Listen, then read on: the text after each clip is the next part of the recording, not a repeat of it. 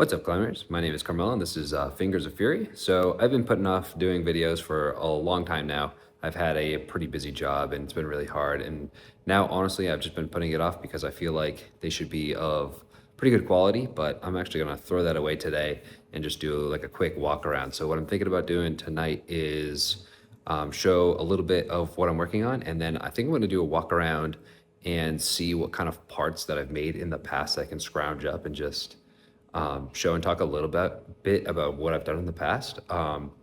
So I'm in my gym right now. I'm actually gonna flip the camera around and show you the inside of my gym. So one of the reasons I haven't been wanting to do a video is because I feel like I want this place much cleaner than it is. This is my home gym, and I've been bringing my daughter in here, and she just like makes it an absolute mess. There's a bunch of stuff that I just really haven't had the time to clean, like over by my 3D printers, which hopefully aren't making too much noise, but she will go in here, and sorry about that, I moved the zoom, but she'll come in here and she'll throw stuff all over the floor. And it just looks like a real mess because my daughter comes in here and she just like throws everything on the floor. That oven that's open, she opens that, you know, it's not plugged in, so it's not like it's on or anything. And she'll just like take all the racks out of it and throw them on the floor. She loves playing with the holds and like trying to serve them to me on a platter from that oven. But anyways, I'm just gonna like embrace it and actually just like use the Cozy Coop as a table to show you one of the things that I'm working on. This is something I'm thinking about just putting the files up for free when I refine it. This is based off of a super simple print I did, I don't know, like 8 months ago or something, maybe longer. And I'd actually been using this. It's really simple, but I've been trying to refine it. This I think is the wrong direction, but what it is this will hold a pitch 6 board. It can be modified pretty easily to fit whatever type of force gauge that you have. But you know, you connect it up to your app, you would use it how you'd use it like with a platform like this, just inside here. So you can be sitting on the couch or whatever and just be pulling on this and following a workout. These are nice. I don't know how other brands are, but you can follow a workout in this with just your headphones. So you can just be listening to the noises it makes, like kind of alarms, and just not even be paying attention to it. So you can just be following the workout. I don't like for a 3D print having these bars because when you pull with your fingers, you're pulling down a little bit. So you're actually flexing, if you can hear that in there. So I'm going to refine this. I'm going to turn it into a closed back like this one is here, taking some design concepts from this and design concepts from that, bringing it into this and making it a little bit more refined. Right now it uses 8 screws per side. I don't love that, and uses nut and bolt in here to hold it on there. So I don't love this design. I'm trying to make it as easy to print as possible without having to buy much hardware, but that's the plan. It's something that I just want to release for free. If people are absolutely in love with it, maybe I'll turn it into a product with some metal, and probably still be some 3D printed pieces, but that's basically it. Is this, maybe I'll have some different versions of edges that you can have depending on how much time, but this has just been something I want for myself. And again, I don't see myself making it as a product, at least at this time, so I think I'll just release the files and have that just be something that people can use. So again, this is going to be super rambly. I'm going to walk out of my gym right now. Sorry for my hand getting in the way. And just show some random parts. Again, I've been like trying to write scripts to do stuff like this, but then I just never get around to doing it. And then whenever I read a script, I'm just like not a person in the video. And it's also just a pain to like set up an actual camera. I'm using my phone right now. Set up a camera, put on the real mic. So I'm just on AirPods right now. So hopefully everything is okay enough. But back in the day, I used to watch a ton of videos like this of people in their garage making stuff and how they're building their business. And I want to keep this up, even if it's not super popular. I think it'll be really cool for the people that do like it. You know what I mean? Like it's not going to be viral YouTube videos or anything, but I think there will be a super small amount of people doing it that will appreciate it, because there's like knife makers, a lot of stuff that I'm not necessarily into, but I appreciated what they were doing that like 10 years ago I would watch. videos like what I'm doing now of just like stuff that they were figuring out. And so in the future, I'd like to do it more and just keep it up and show people what I'm up to. So as I'm staring at one of the toolboxes that I've had for many years, I'll just say, I don't know if I've said this before, but I am an engineer, manufacturing engineer is what my title is right now. So I'm like a senior or staff level or however your company works. I'm a more senior manufacturing engineer now, but I went to school for mechanical engineering. And while I was doing that, I decided I really wanted to learn machining. So I got a job running a machine, ended up programming it, designing stuff. So this is some of my earlier stuff that I first started to machine. This is all, I think in this box is all from the same machine. So some of the stuff I designed, some of the stuff were designed by other people. So like, I guess, for example, this is an earlier piece. This is probably one of the first 4-axis parts I did. So in a mill that had a 4th axis, I did not design this part, but I did design what this is, I guess. So this was made for a mold, for casting a silicone mold.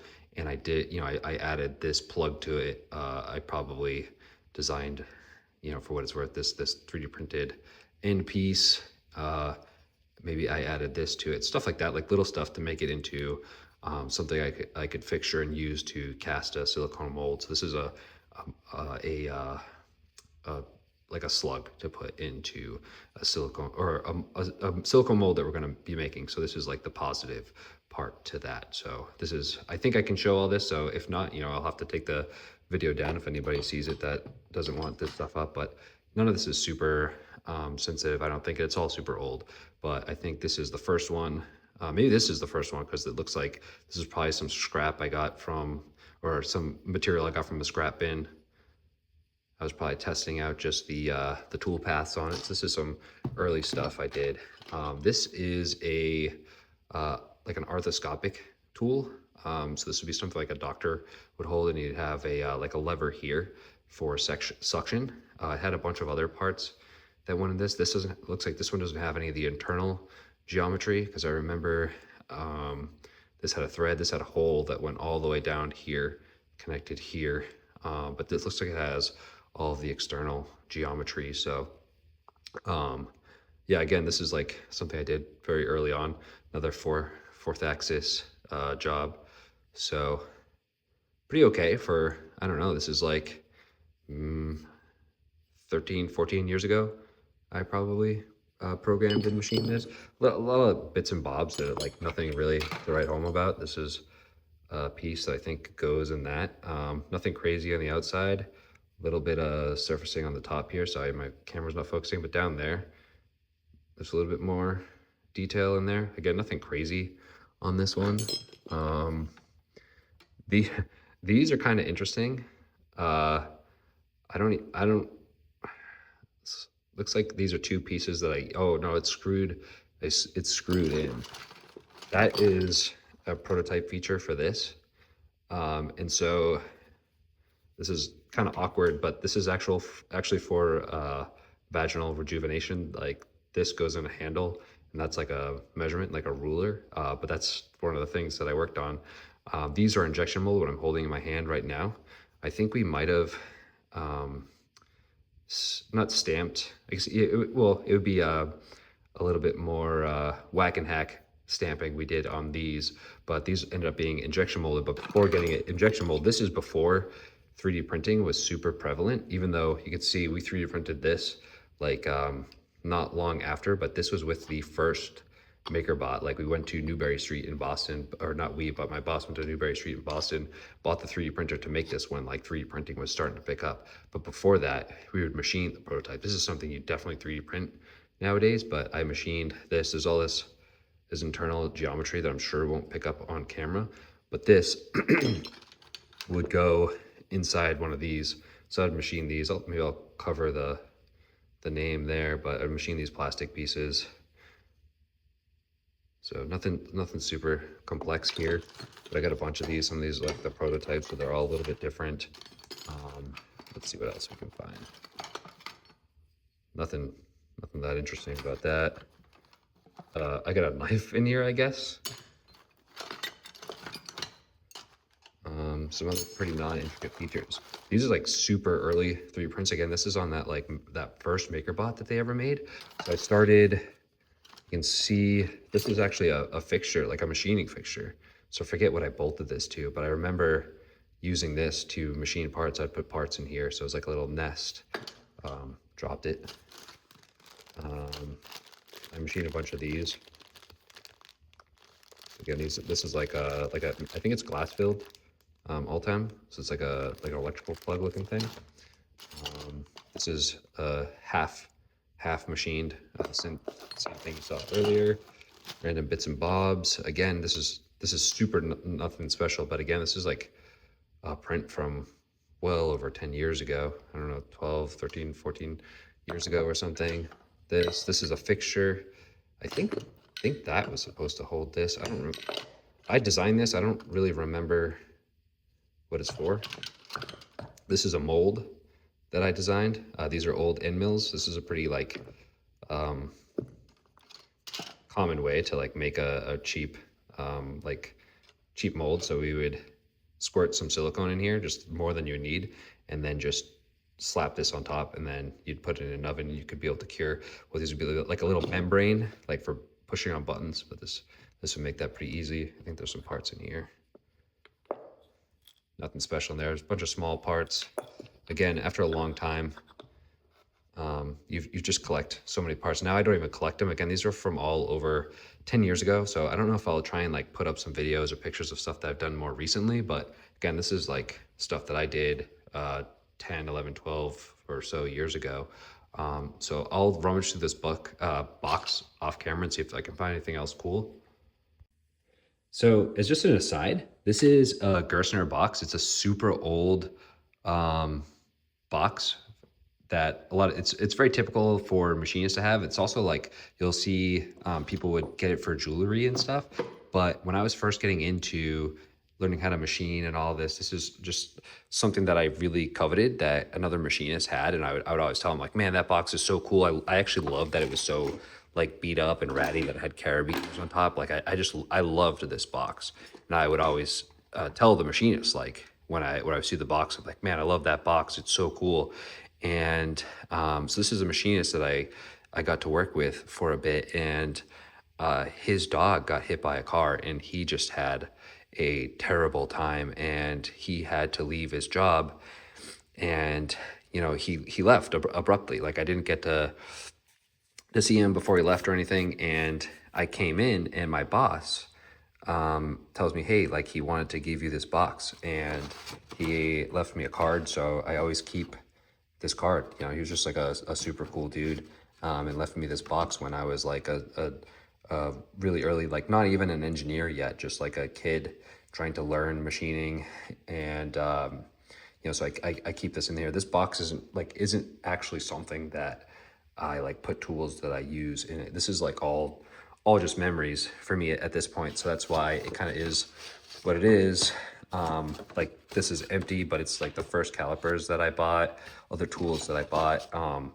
When my grandfather died, this is just like something when he used to work at Gillette, before he retired, like you'd keep in his pocket. It's all just like sentimental junk, really. This is just like a piece of, after saying all that, this is just like a piece of plastic. This is a fixture that I made that I think actually never did anything, because I made these clamps, and when I made them, I just wanted to make sure they worked. And so I kind of designed this piece, this fixture to hold like one piece of stock. And then I think I just like never used it. I like proved out that these clamps work great, and then like never used them. And this is just like an example that they work. So some other bits and bobs. Again, this is all super random, like what's in here. Like there's a countersink in here in this one, a pin vise, a steel rule. I think this is like a chalk holder for welding, for like marking for, you know what I'm trying to say. Another, again, okay piece. You know, at some point, this was like a really cool piece to me. Again, now this doesn't really like strike me as anything impressive, but this is, again, this is going back to like some of the first parts that I made. So at that time, I thought it was cool. I wanted to keep one, and I kept this one's probably scrap for some reason. So you keep it. You call that a trophy. You mess something up, but it still looks cool. You keep it. Same thing. This is what I showed up here. It looks like I tested this toolpath over here as well. I don't even remember this, but it looks like I 3D printed a threaded cap. So this does have threads. No, yeah, well, it does have threads, but it doesn't have a through hole all the way. This one has pocket that comes down in here in this. And then again, not all the features, but it does have that notch there. So I think there's a bunch of revs to this. These little, I call them chicken wings, but it went on here again. I don't know if this one fits inside this. I think this is a fixture. Oh, this is an example of what this would make. I don't know if these exactly match up. I might have made different revisions or something, but that's what those are. This one does have like a not a keyway, but a why is my mind slipping? Kind of like a dovetail, but has a inside feature on that. These are all little fixtures that I think I used it with one of those parts earlier. I don't remember everything that's in here. Again, a lot of different things I can't quite remember. I sort of do remember this. I made, this is just out of like stainless, like a not super hard material, but this, I made a tap for tapping plastic, and it had to be a super shallow depth. So I made my own tap, and I tapped some plastic with this. So I vaguely remember doing that. So I machined my own tap. These I think came out kind of crappy surface finish on the inside there, but look okay on the top surface. Looks like there's still a burr there. So I didn't do a great job cleaning that up. Oh, check this out. This is another early 3D print. And then that's nothing that great in there, but a lot of bits and bobs. Did we go in there? Did we see this? This one might be, this one looks kind of cool. Just aluminum, so this would have been really easy to make. I think we made a bunch of those. That's nothing, basically. Seen that? So I got a toolbox once. I used to scrap cars. That's what my dad did. He would just buy scrap cars and scrap them, and I would drive a tow truck around and pick up cars. One of the cars that we picked up had a bunch of random drills and stuff, and so I put them in my box. At one point I thought these would be valuable. Now they just seem like a bunch of old drills and taps, but now I still have them in my box like 15 years later. Again, these were super early 3D prints again. This one broke. I remember this one. This one had like a shaft sticking out of it. I used this for a fixture. And again, at the time, I thought I was like living in the future. I 3D printed a fixture and I used it to machine stuff. And I thought it was like the coolest thing ever. And again, now I just don't think anything of it. So that's this box. So this box isn't super interesting, or at least this drawer of it. It's just little bits and bobs of random things that have been put in here. Stuff you've already seen over there. But when I was in college, we had a 3D printing lab. And again, this is like before you could get a decent 3D printer. The RepRap community, which eventually turned into like how we have so many home and hobby 3D printers nowadays, was just starting, but you couldn't like buy a pre-made one. That was just kind of kicking its way off. But anyways, this was on a Stratasys printer, which was probably like $250,000 or something.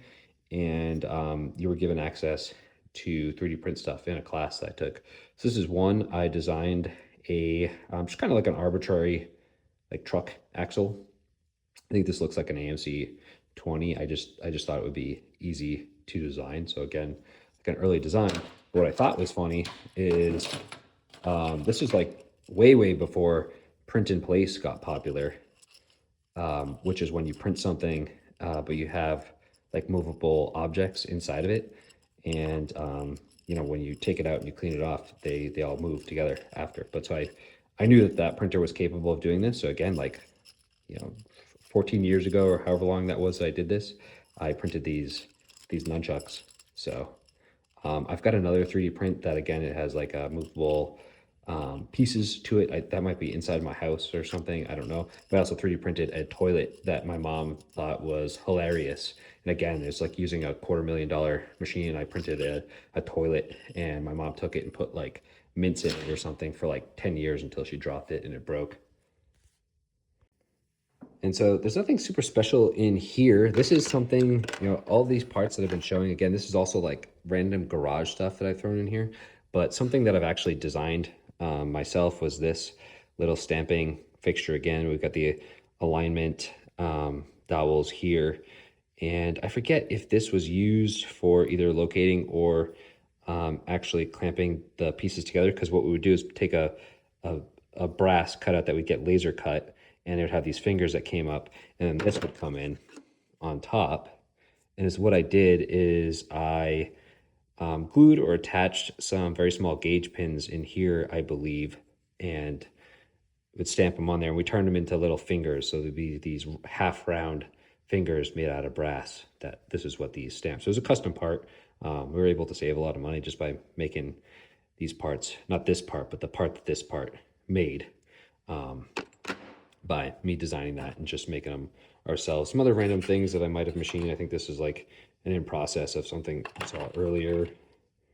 Another kind of nothing part. You see, you've seen this already.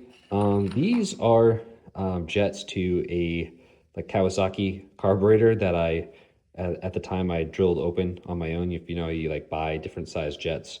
I just found out what size the jets that I wanted were and drilled out the jets that I had to make it be the size that I wanted. So not really something I made, but I modified these for a motorcycle I used to have. So I'm back in the rearmost part of my shop where the machine is, and I'm going to keep rambling, but I think what I wanted to mention is I was thinking about doing a video. Again, this is something that I wrote a script for, but I wanted to talk about maybe my work history. Again, like I mentioned it, I am an engineer. It's cool for me to like rummage through that toolbox that I haven't in a while and look at like some of the stuff that I've made and remembering that I thought it was really cool to like 3D print that stuff in school. So I will say that I work for a production 3D printing company now. Like I work with a company that 3D prints in metal at production scale, and I still work on the subtractive side. So I'm taking 3D printed parts in a way that you would with like a forged or a cast part, and putting highly precise or highly polished features and on those parts to make them more final.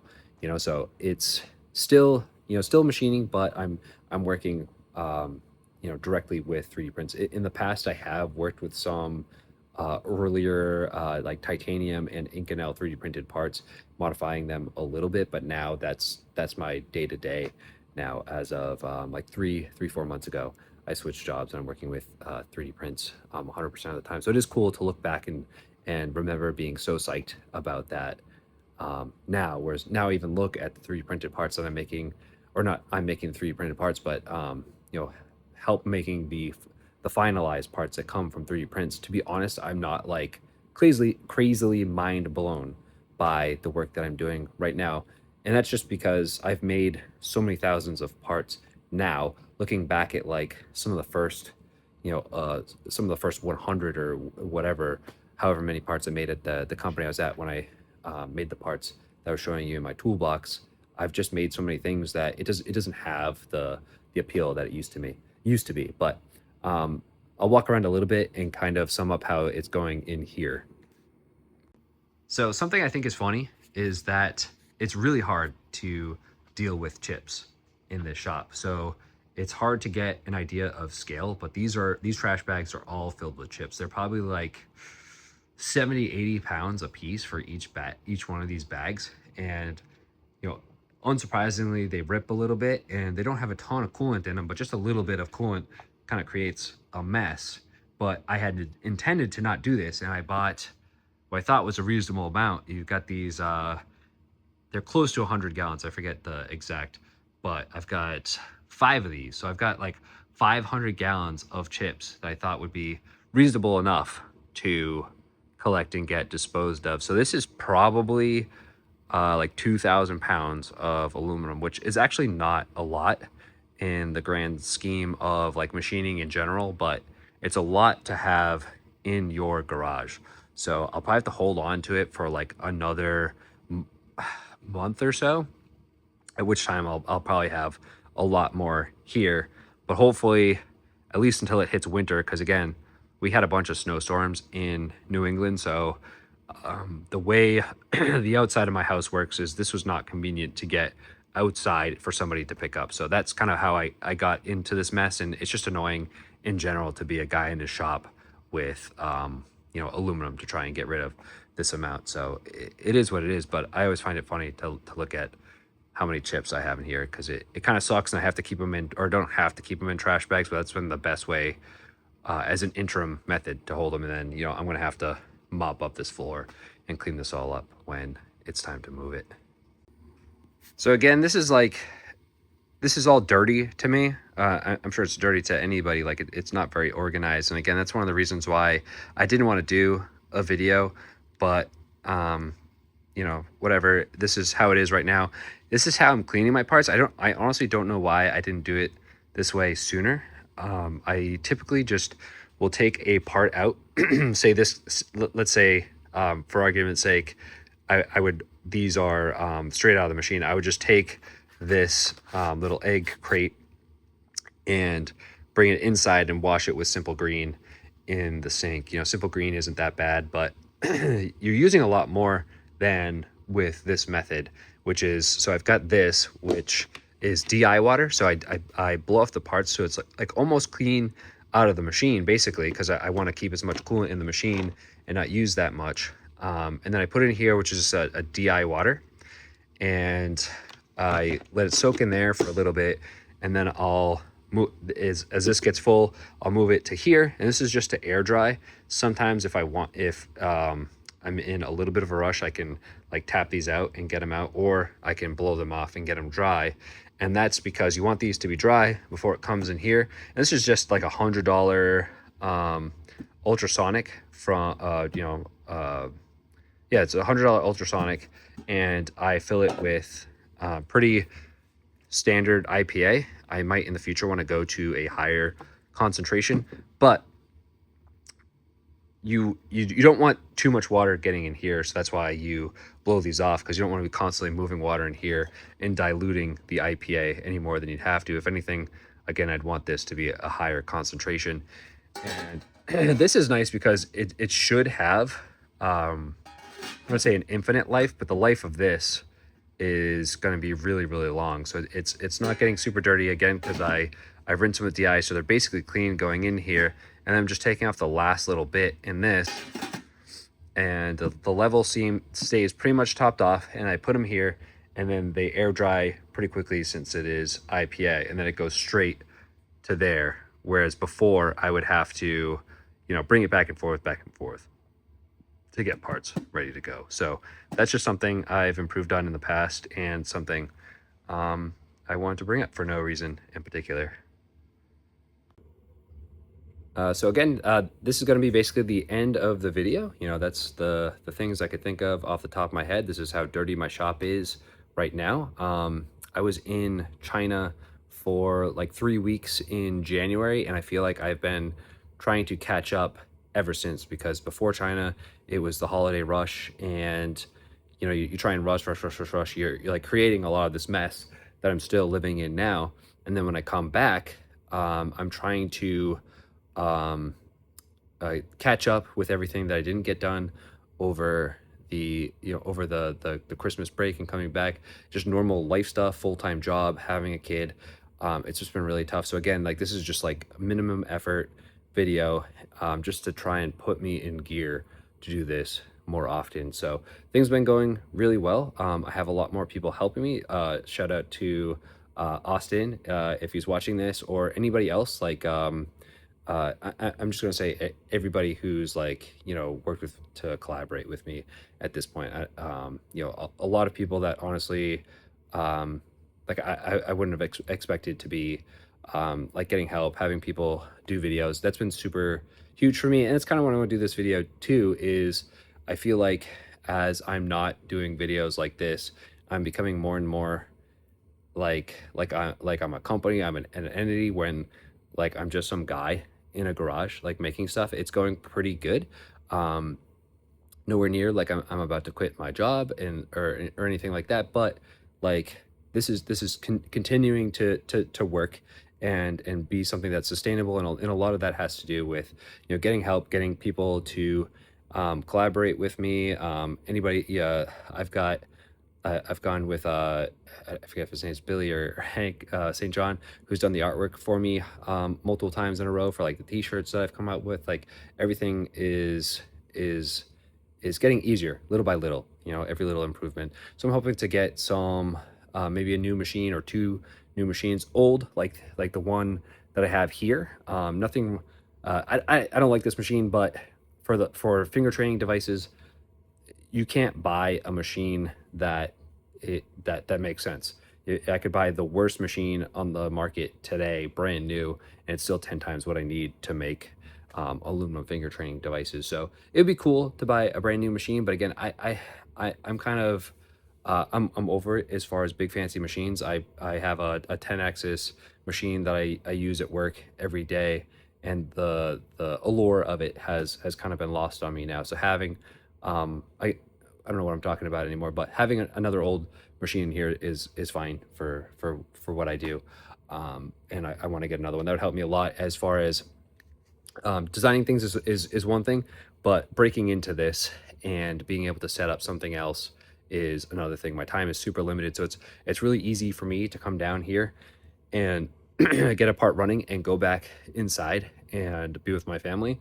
But setting up another part or doing R&D type machining is much more difficult when I'm trying to, you know, just run production on this and strip it down. So if I had a second, and preferably honestly a third, I think the second machine would be a second production machine. If I had a third, the third could be like the R&D machine that, you know, maybe I work on it like 30 minutes a night, like, you know, work on a setup and get something else new rolling. But I am rambling beyond belief now, so I'm going to cut it here. Thanks for watching if you did. But other than that, thank you.